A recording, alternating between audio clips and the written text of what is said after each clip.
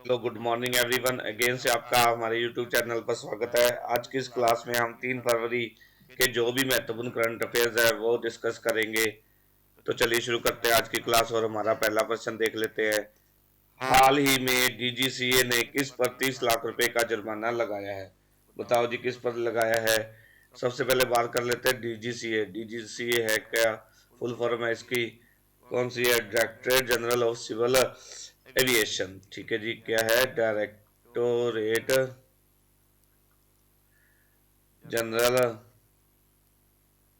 Of civil aviation.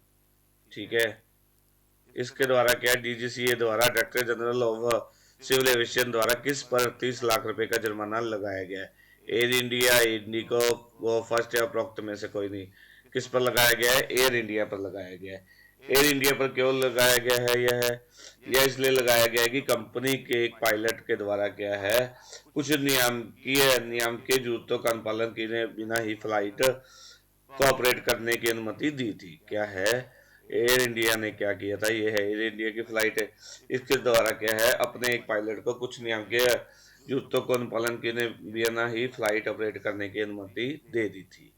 ठीक है जी, अब डिटेल में देख लेते हैं क्या है नागर विमानन महानिदेशालय director general of civil aviation द्वारा एयर इंडिया पर 30 लाख रुपए का जुर्माना लगाया है।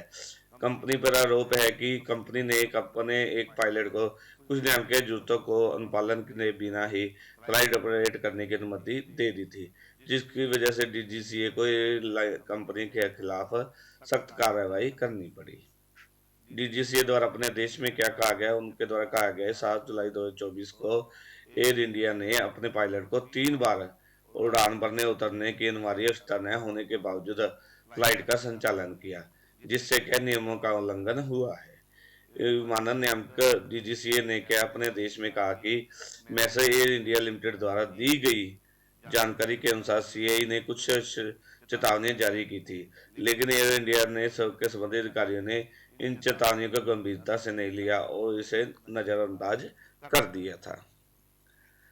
आगे है जी नेक्स्ट क्वेश्चन। हाल ही में किसने भारत की पहली हाइड्रोजन ट्रांसपोर्ट पाइप विकसित की है? वेदांता, टाटा स्टील, जिंदल, उपरोक्त में से कोई नहीं। बताओ जी, किसके द्वारा की गई है भारत की पहली हाइड्रोजन ट्रांसपोर्ट पाइप विकसित? ये की गई है टाटा स्टील के द्वारा। क्या है? टाटा स्टील के द्वारा भारत की पहली हाइड्रोजन ट्रांसपोर्ट पाइप विकसित की है। ठीक है जी, टाटा स्टील है कौन? यह प्रमुख भारत की कंपनियों, स्टील निर्माण कंपनियों में से एक है। टाटा स्टील ने क्या देश को स्वच्छ ऊर्जा क्षेत्र में ऐतिहासिक उपलब्धि की घोषणा की। डिटेल में देख लेते हैं क्या है। टाटा स्टील ने भारत की पहली हाइड्रोजन ट्रांसपोर्ट पाइप विकसित की है। टाटा स्टील भारत की प्रमुख स्टील निर्माण कंपनियों में से एक है। टाटा स्टील द्वारा देश के स्वच्छ ऊर्जा क्षेत्र में एक ऐतिहासिक उपलब्धि की घोषणा की। कंपनी ने क्या कहा? कंपनी ने कहा कि अनुसंधान विकास टीम ने हाइड्रोजन परिवहन और भंडारण के लिए बड़े पैमाने पर अभिनव और टिकाऊ समाधान विकसित किए हैं।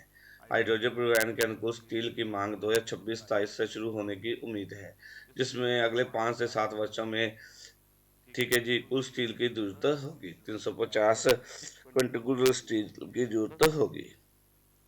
आगे है जी, हाल ही में किस राज्य सरकार द्वारा धर्मांतर विरोधी विधेयक पेश किया जाएगा? उत्तर प्रदेश, कर्नाटक, राजस्थान या उपरोक्त में से कोई नहीं। बताओ जी, किसके द्वारा ये किया जाएगा? राजस्थान के द्वारा। राजस्थान के जो भजनलाल शर्मा जी है मुख्यमंत्री, उनके द्वारा विधानसभा के अंदर धर्मांतरण विरोधी धार्मिक विधेयक जो पेश किया जाएगा। इस बिल के अंदर है क्या? इस बिल में है धर्म प्रताड़ना मामले में जेल की सजा का प्रावधान भी दिया गया है।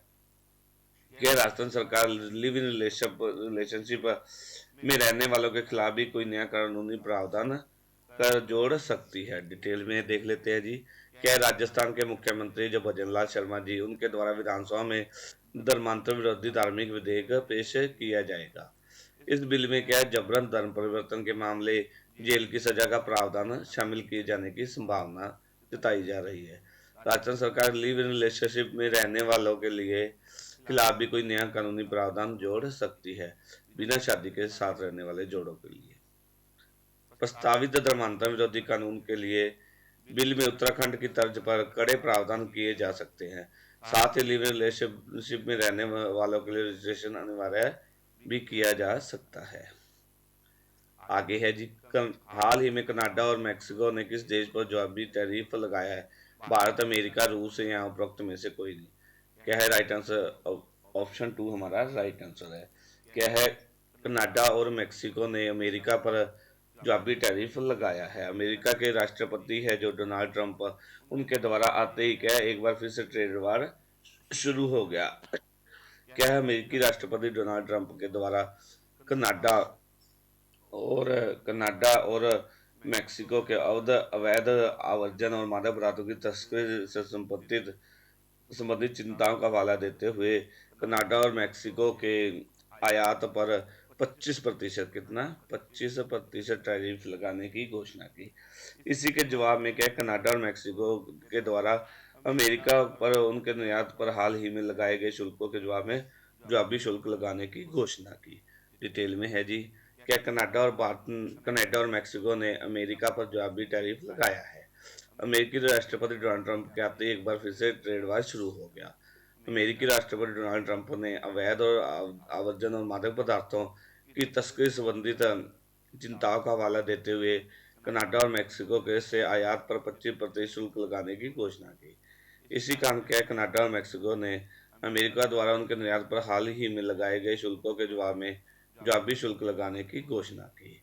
कनाडा के जो प्रधानमंत्री जस्टिन ट्रूडो, उनके द्वारा कहा गया कि कनाडा में अमेरिकी सामानों पर 25% शुल्क लगाएगा। मैक्सिकन राष्ट्रपति है जो क्लाउडिया शिबनाव ने भी घोषणा की कि उन्होंने अपने अर्थव्यवस्था मंत्री को मैक्सिकन निर्यात पर संयुक्त राज्य अमेरिका द्वारा लगाए गए व्यापार शुल्कों के विरुद्ध नई टैरिफ और गैर टैरिफ नीतियां लागू करने का आदेश दिया गया है।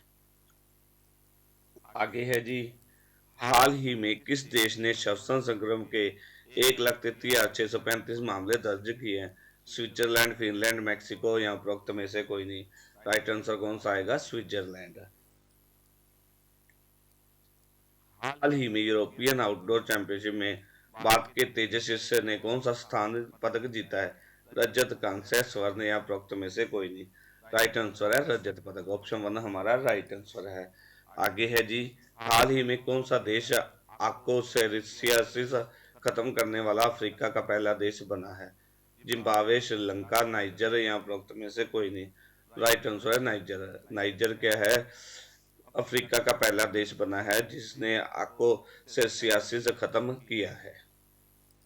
आगे है जी नेक्स्ट, हाल ही में भारत के किस खिलाड़ी ने क्रिकेट के सभी फॉर्मेट से संन्यास की घोषणा की है? युजवेंद्र चहल, रिद्धिमान साहा, रोहित शर्मा और उपरोक्त में से कोई नहीं। राइट आंसर हमारा ऑप्शन टू है रिद्धिमान साहा के द्वारा। आगे है जी, हाल ही में अमेरिका कहां पर प्रवासी बंदी गृह स्थापित करेगा? कहां पर करेगा जी? क्यूबा के अंदर, पनामा के अंदर, हैती के अंदर या उपरोक्त में से कोई नहीं। राइट आंसर है क्यूबा के अंदर। क्या क्यूबा के अंदर अमेरिका प्रवासी बंदी गृह स्थापित करेगा?